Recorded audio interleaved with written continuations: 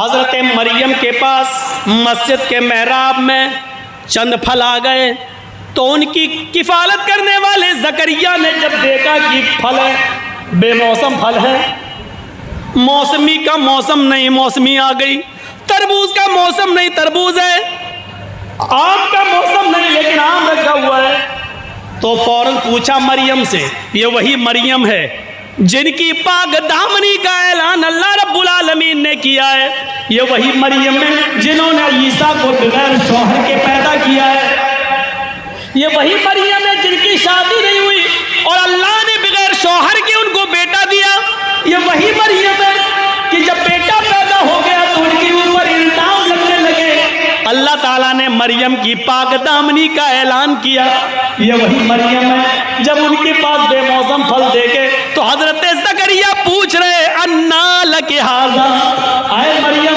ये तेरे पास बेमौसम फल कहाँ से आ गए।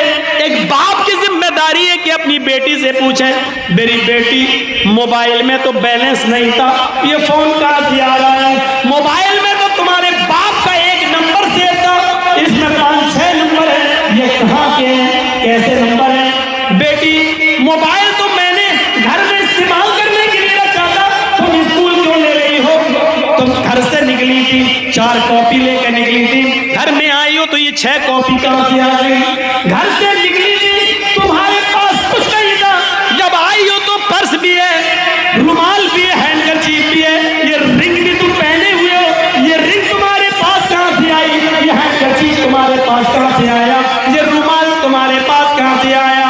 ये एक बाप की जिम्मेदारी है कि वो अपनी बेटी की क्लास ले। जब हजरत मरियम से क्लास ली जा सकती है, जब उनसे सवाल हो सकता है कि बेमौसम फल कहाँ से आए, तो आपकी बेटियां मरियम से ज्यादा पाक दामन तो नहीं है, उनकी पाक दामनी का ऐलान तो अल्लाह ने किया था, हमारी बेटियों की पाक दामनी का ऐलान अल्लाह ने तो नहीं किया। फिर हमें अपनी बेटियों पर आंख बंद करके भरोसा कैसे करने का शौक पैदा हो गया है। हम गौर करें और देखें और बताएं, यहाँ अल्लाह के नबी एतिकाफ में बैठे हुए हैं, यहाँ अल्लाह के नबी एतिकाफ में बैठे हुए हैं, अल्लाह के नबी की 2 बीवियां नबी से मिलने आती हैं, अल्लाह के नबी से मिलकर जा रही हैं, तो अल्लाह के नबी अपनी बीवियों को मस्जिद के दरवाजे तक छोड़ने आते हैं, सामने से 2 अंसारी नौजवान आ रहे हैं, अल्लाह के नबी ने उनको बुलाया इधर आओ, और आपने उन दोनों को बुलाने के बाद फरमाया, देखो शैतान खून की रगों में दौड़ रहा है, इसलिए मैं तुम्हें बता देना चाहता हूँ, इन दोनों औरतों को जो तुम देख रहे हो ये कोई और नहीं है, ये मेरी बीवियाँ हैं, मोहम्मद रसूलुल्लाह एतिकाफ में बैठे हैं, ये दोनों बीवियाँ मुझसे मिलने आई। उन दोनों नौजवानों ने कहा अल्लाह के रसूल भला हम आप पर शक कर सकते हैं, आपने फरमाया नहीं, लेकिन शैतान खून की रगों में दौड़ता है, हो सकता है यहाँ से जाने के बाद तरह तरह के ख्यालात तुम्हारे दिल में आते कि मोहम्मद पता नहीं कौन किन से बातें कर रहा था, किन से गुफ्तगू कर रहा था। आपने शक को खत्म कर दिया कि देखो ये मेरी बीवियां हैं, तुम अपनी सालियों को अपनी बाइक पर बिठा के कैसे स्कूल छोड़ देते हो, तुम्हारी गैरत को मेरे भाइयों, तुम्हारी तुम्हारी तुम्हारी बेगैरती कैसे मर जाती है। उस मौके पर तुम अपनी भाभी को कैसे मोटरसाइकिल में बिठा के बाजार ले जाते हो, तुम्हारी गैरत उस वक्त कैसे मर जाती है, ये क्यों नहीं सोचते। कितना मामूली सा मामला हो गया ये। ससुर कह रहा है दामाद से, बेटा इकरा को छोड़ा, इरम को छोड़े, जैनब को स्कूल छोड़ दो, जरा बाजार से ये दिला लाओ। इरम कौन है, जैनब कौन है, इकरा कौन है, उसकी साली। अरे बीवी के मौजूदगी में भी, बीवी की आंखों के सामने तुम्हारी साली चेहरा खोलकर बीवी के साथ, तुम्हारी बीवी की मौजूदगी में तुम्हारे साथ खाना नहीं खा सकती है, जायज नहीं है तुम्हारे लिए। स्कूल छोड़ना तुम्हारे लिए जायज हो गया, डॉक्टर को दिखाना तुम्हारे लिए जायज हो गया। शर्म आनी चाहिए।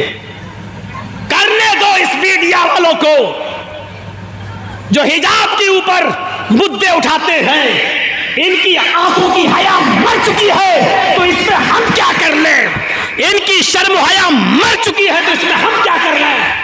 और साफ क्यों ना कह दूं, ये किसी की डाली हुई हड्डियों पर पलने वाले कुत्ते हैं। जब किसी के हड्डियों पर डाले हुए कुत्ते उन्हीं हड्डियों पर जिंदा हैं, तो हम क्या कर सकते हैं?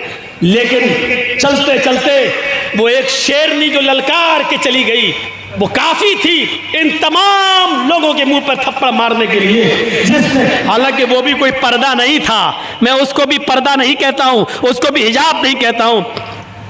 जिस्म पे हिजाब और चेहरा खुला हुआ और अल्लाह अकबर के नारे, लेकिन किसी हद तक न होने से कुछ हद तक तो सही उसने ललकारा। मैं उसकी ललकार को सलाम कहता हूं। उस एक लड़की की ललकार ने हमारी अपनी बहनों और बेटियों के मुंह पर तमाचे मारे हैं, जो आज नंगे सर स्कर्ट पहनकर, जींस पहनकर बाजारों में घूम रही है, या पेलर पहनकर और लेगी पहनकर मार्केटों में घूम रही है। उसकी ललकार काफी है, उसके थप्पड़ काफी है इन तमाम लड़कियों के चेहरों पर जो आज इस तरीके से घूम रही है।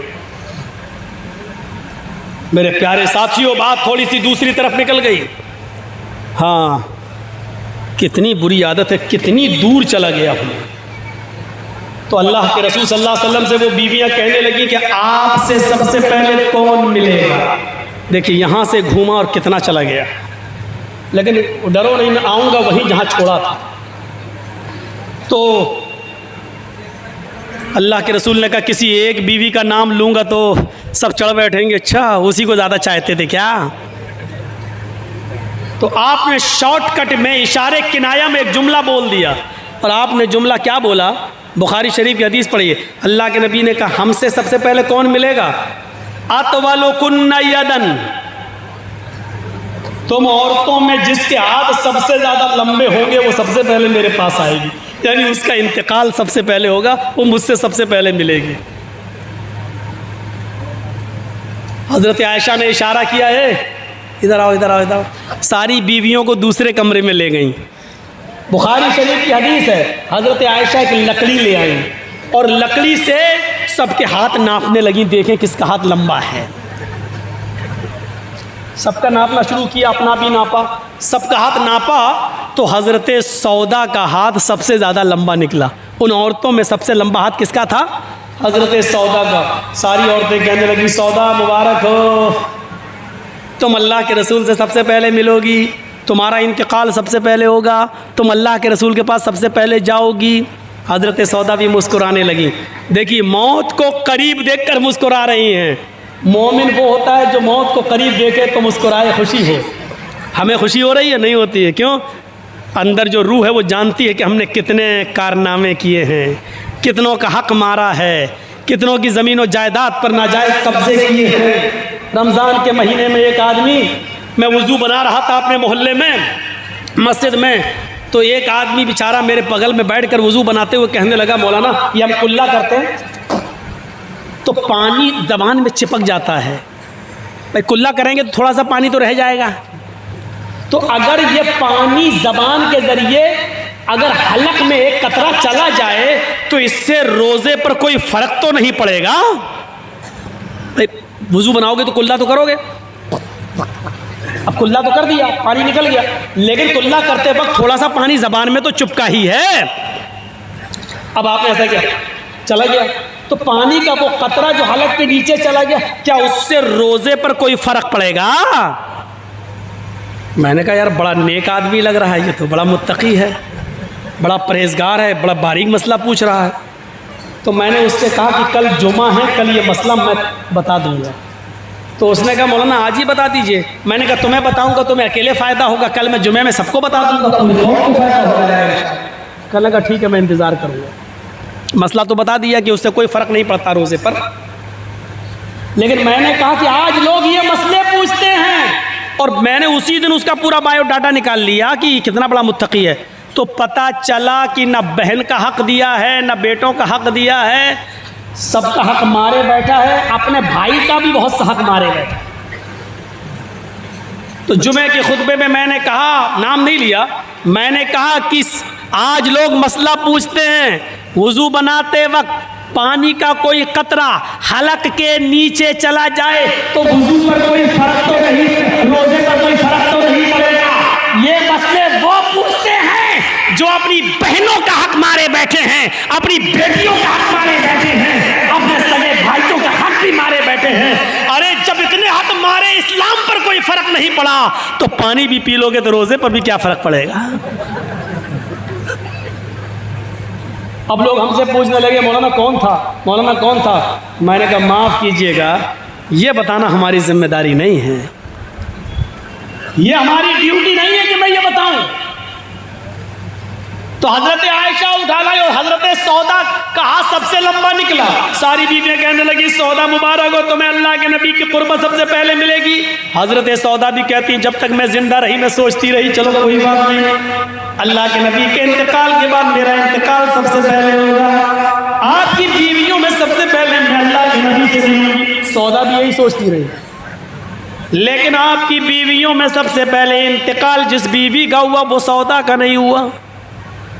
जब इंतकाल का नंबर आया तो आपकी बीवियों में सबसे पहले जिस बीवी का इंतकाल हुआ उस बीवी का नाम था हजरत ज़ैनब। बीवियां बदल गए हैं? ये क्या हुआ?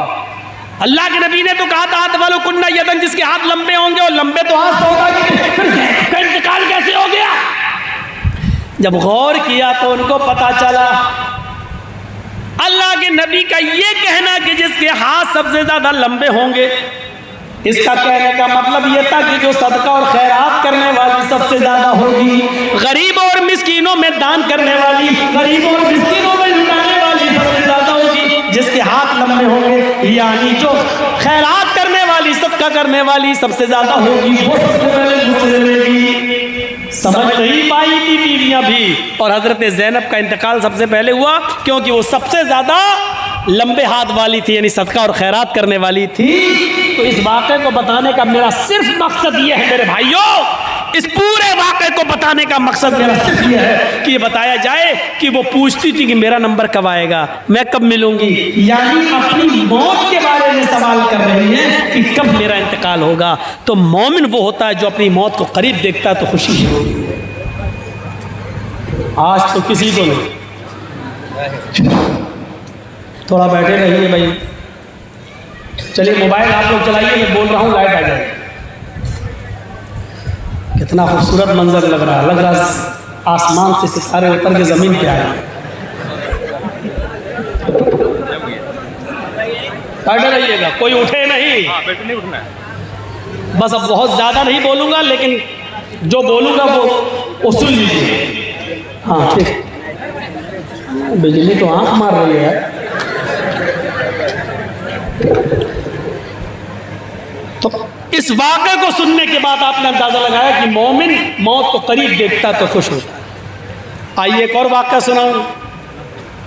हज़रत फ़ातिमा अल्लाह के नबी से मिलने आई, नबी की बीमारी में, मरज़ुल मौत में जब आप मुब्तला थे तो मिलने आई। अल्लाह के नबी ने इस्तक़बाल किया और अपनी बीवी की, अपनी बेटी फ़ातिमा की पेशानी को, माथे को चूम लिया। यार ये तो बड़ा गड़बड़ कर रहा है, इसको इसी तरह रुक रुक कर पैसे देना जैसे ये रुक रुक कर लाइट दे रहा।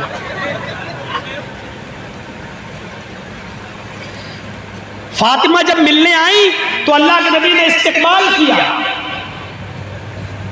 और फातिमा के कान में एक जुमला कहा, सुनिए। कान पकड़ा, कुछ कहा तो वो रोने लगे। रोना बंद नहीं हुआ हजरत फातिमा का। अल्लाह के नबी की बीवियां बैठी हुई हैं, लेकिन अल्लाह के नबी सरगोशी किससे कर रहे हैं? फातिमा से। कान पकड़ के कुछ कह रहे हैं, रोने लगी, बहुत रोई। अल्लाह के नबी ने अपनी बेटी की फातिमा की जब रोते हुए तकलीफ देखी तो उनको दोबारा पकड़ा और कहा, कुछ और कहा। जब कुछ और कहा तो हंसने लगी, मुस्कुराने लगी। थोड़ी देर के बाद जब फातिमा बाहर गई तो हजरत आयशा ने कहा, अरे फातिमा, इतनी जल्दी मैंने किसी को रोते हुए और रोने से हंसते हुए आज तक मैंने अपनी जिंदगी में किसी को नहीं देखा। ऐसी क्या खास बात थी जो अल्लाह के रसूल ने तुम्हारे कान में कही? पहले रोई और फिर बाद में हंसी।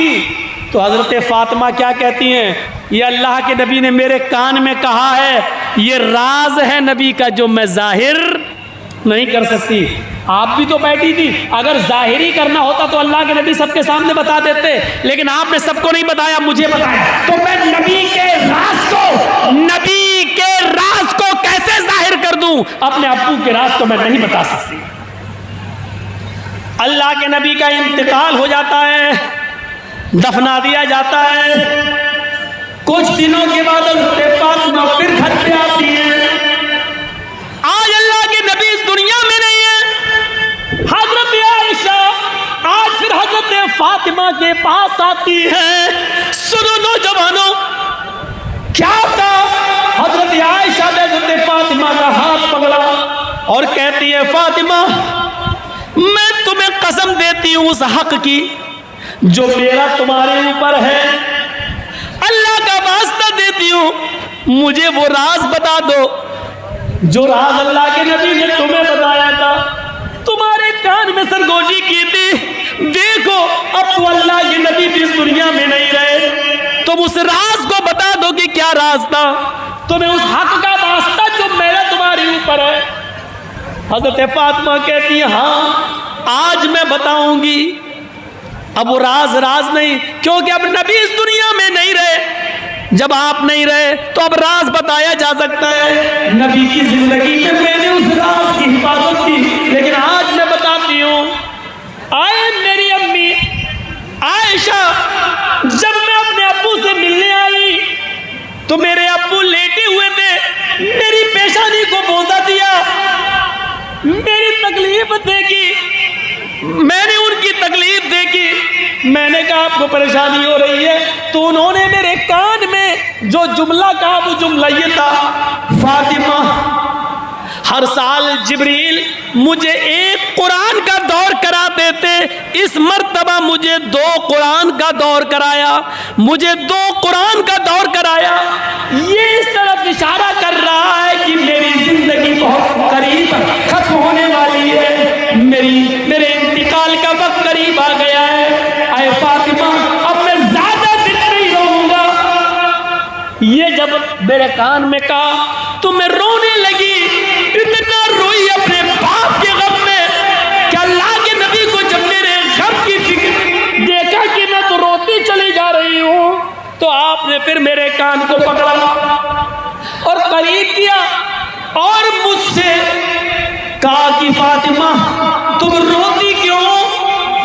तुम्हें खुश होना चाहिए इस बात से कि मैं जा रहा हूं, मेरे पीछे पीछे तुम आ रही हो, मेरे पीछे पीछे तुम्हारा नंबर है, मेरे अहले बैत में, मेरे खानदान में सबसे पहले अगर मुझसे कोई मिलेगा तो तुम मिलोगी। आए फातिमा मेरे इंतकाल की बात तुम मेरे पास सबसे पहले आओगी। क्या तुम्हें इस बात की खुशी नहीं है कि मुझसे सबसे पहले तुम्हारी मुलाकात हो, तुम मुझसे सबसे पहले मिलो? क्या तुम्हें इस बात की खुशी नहीं है? जब मैंने ये सुना कि नबी के इंतकाल के बाद फिर मेरा ही नंबर है खानदान में, बीवियों में सबसे पहले जिसके हाथ लंबे होंगे, लेकिन खानदान में अहले बैत में सबसे पहले फातिमा। क्या कहा था कि तुम सबसे पहले मिलोगी मुझसे, तो जब ये कहा अल्लाह के रसूल ने कि तुम सबसे पहले मुझसे मिलोगी, तो मुझे हंसी आ गई, मैं हंसने लगी। मौत की खबर सुन के कोई हंसता है? मौत की खबर सुन के कोई हंसता है? नहीं। लेकिन जब फातिमा को ये पता चला कि मेरी इंतकाल का वक्त करीब है, अब्बू के बाद सबसे पहले मैं ही जाऊंगी, तो मुस्कुराने लगी। ये इस बात की दलील है कि मोमिन मौत को अपने करीब देखता है तो उसके चेहरे पर मुस्कुराहट आती है, घबराहट नहीं, क्योंकि वो जानता है कि 3rd क्लास से 1st क्लास की तरफ मैं जा रहा हूँ, 3rd क्लास से 1st क्लास की तरफ मैं जा रहा हूँ, जानता है। और 1st क्लास की जिंदगी 3rd क्लास से ज्यादा बेहतर होती है।